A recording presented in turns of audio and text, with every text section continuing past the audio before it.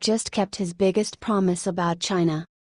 Despite what the media tries to spin it as, President Donald Trump absolutely is a promise keeper. People may not understand his methods, but he delivers results, and China just learned that the hard way. Just last week, Trump asked United States Trade Representative Robert Lighthizer to look into China and see if we need an investigation into their predatory trade practices. Well, guess what? President Trump is launching a full-scale investigation into Chinese trade and patent practices. Lighthizer said in a statement, "After consulting with stakeholders and other government agencies, I have determined that these critical issues merit a thorough investigation." This means Trump just took another key action that all presidents before him had been too lazy, ignorant, or corrupt to do. He is also sending a very clear message to China after they refuse to back Trump on North Korea. The investigation will focus on Chinese theft of U.S. patents, music, tech, films, etc. that China often achieves through bad trade practices thanks to the World Trade Organization.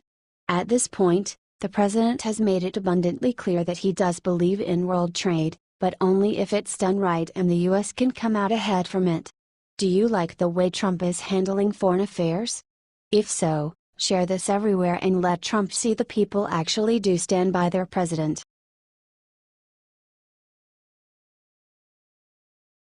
It happened. Julian Assange just gave top Republican info to end Russia investigation forever.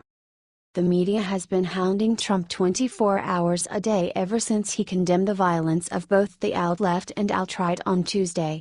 It's no wonder the mess the secret meeting WikiLeaks founder Julian Assange just had with Republican Congressman Dana Rahab-Acher. According to the congressman from California, Assange's info is bigger than anyone ever could have expected. He wants to trade immunity in return for leaked documents that prove he is not a Russian spy. The left has been trying day and night to prove that President Trump was tied to the email leak despite still having no evidence to back their claims. Assange alleges he wants to change all that in a one-on-one meeting with Donald Trump. However, immunity and the meeting with the U.S. president were not Assange's only requests. He also asked Congressman Rahab-Acher to help secure WikiLeaks a seat at the White House press briefings. At the same time, this proof is supposed to be earth-shattering.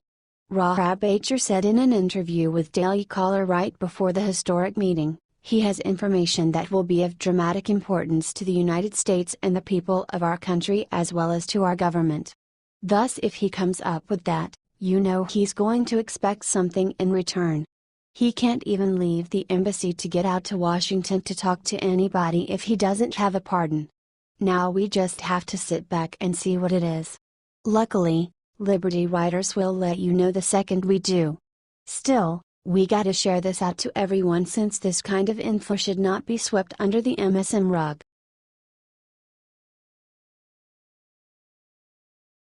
Deems doomed. What just came out about Tom Perez will bring down the Democrats. It's not looking good for the Democrats. They recently expanded their massive fundraising and are making the Democrats look like the losers they have become. The Democrats have brought in the least amount of fundraising in a decade. Tom Perez is a failure. The DNC has now raised $3.8 million in July. The RNC raised $10.2 million in July. The GOP has no debt, the DNC has $3.4 million. The GOP has vastly expanded their fundraising since the beginning of 2017. According to The Hill, the RNC raised $86.5 million through the first 7 months of the year, while the DNC raised about $42 million. The GOP also has a huge advantage in cash on hand, $47.1 million to $6.9 million. Tom Perez is leading the Democratic Party to ruin. It's time to keep putting the nail in their coffin. They can get protesters out to protest and pretend that it has to do with Donald Trump, but the Democrats are running out of money. Here's what Tom Perez thinks about Obama coming back to help America. Keep the pressure up, patriots. Share this all over America. It's time to expose how bad the Democrats are exposed. Keep on fighting, Republicans. We are taking back the country. Get this information out there.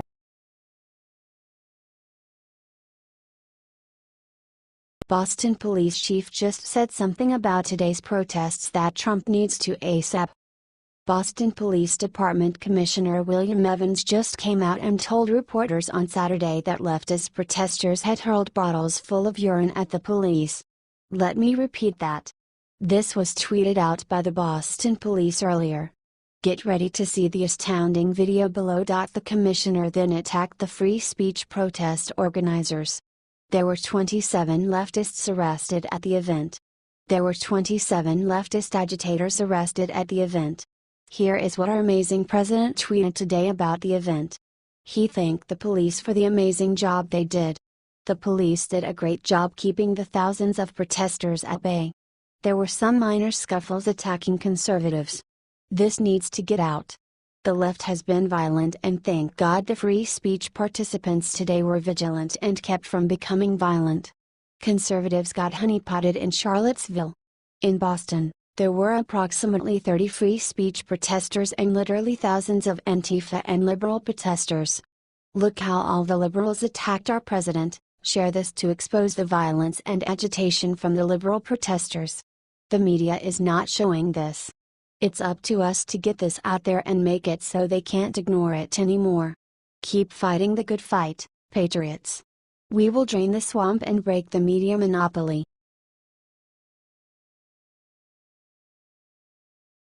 This is war. Bannon just announced what he's gonna do to Fox News, and it's massive.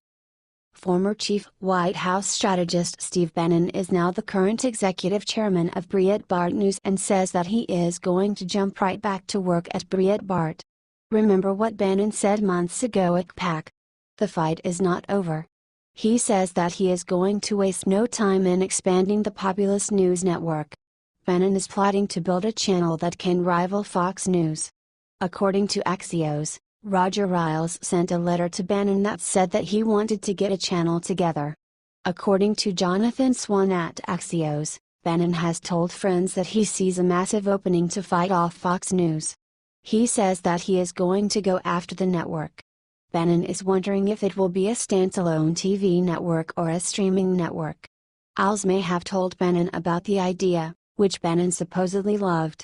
He thinks that Fox is going in the squishy, globalist direction. Bob Mercer is ready to invest big in what's coming up next, and it seems like it might happen. Bannon said to Bloomberg Businessweek's Josh Green that he's going to war for Trump against his opponents. Share this if you can't wait for Bannon to fight back. It's time to save Trump from the media. Let's keep fighting, patriots. Get this out there if you are ready to keep the fight going.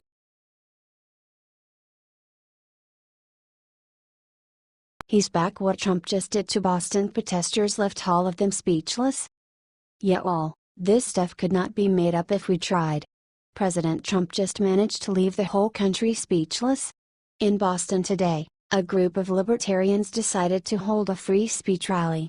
Many in the area, 14,000 total, fearing another bloody fight between neo-Nazis and Antifas, went out and took to the street in a peaceful protest. Not a single one of them was prepared for what Trump did to them afterwards. He thanked the 14,000 protesters for coming out and peacefully protesting bigotry and hate. He said that truly peaceful protests are one of the core rights of this great country, and it was good seeing so many Americans uniting to oppose the violence. Amen, Mr. President.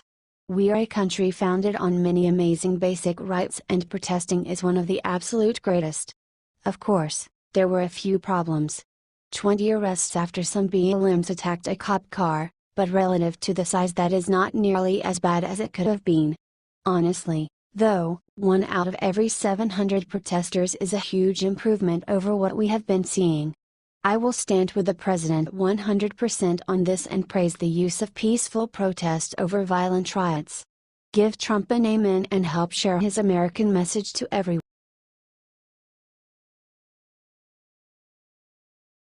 The sick thing Antifa does to old lady in this video is going viral.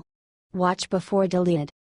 A defiant victim speaks out. A gray-haired woman holding an American flag was attacked in Boston on Saturday as she stood beside the out-left counter-protesters at the rally held on the Boston Common. Here is the shocking video below. Video posted by Fox News show Antifa grabbing the flag from the woman and attacking her for 10 yards. The Antifa terrorist then let go and the woman fell to the ground. Her male companion and another man caught up to her and pulled her back. The woman screeches, "OMG. What a powerful video. Kudos to the Fox cameraman that caught it. He is a hero and is the only one covering the truth." An older lady in her 60s holding up American flag and saying "God bless Donald Trump" was pushed to the ground by a thug. "I tried to help her up and I glared at the guy and he said I didn't do nothing and smirked. Pack of ugly skanky mean girls were taunting her saying poor baby and laughing. Here is her amazing speech." The video shows the woman that was shown above. Her voice is a fiery reminder that this is America that we live in. It's sad that all these young people have been taught the ideals of socialism and communism. They are anti-American ideas. That's why we need to expose these anarchist assholes. Share this article all over the world and let's expose them. Thanks for reading.